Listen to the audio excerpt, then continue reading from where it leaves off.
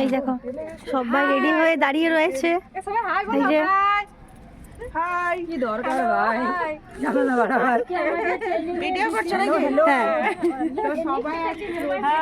এই যে সবাই দ্বিতীয় দিনে একদিন পেরিয়ে গেল, সবাই রেডি হয়ে গেছে। 10টার সময় পর নিচে ট্রেনিং সেন্টারে চলে যাবে।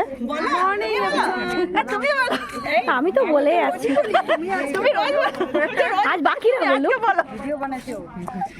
এই দেখো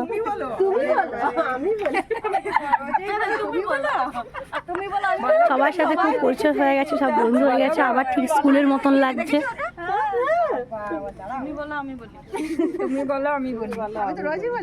গুড মর্নিং, গুড মর্নিং। তুমি বলো, নাম তো তুমি বলো আর আমি কালকে কে মনে হচ্ছে কোথায় গেল? সেকেন্ড দিন আমরা খুব এক্সাইটেড, সব ফ্রেন্ড বলছি চলো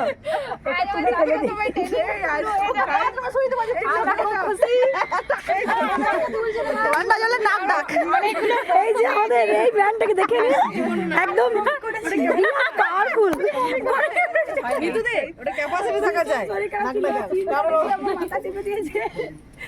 আর একটা দিদি আমার মাথা টিপে দম আছে না, দম আছে দেখে দেখা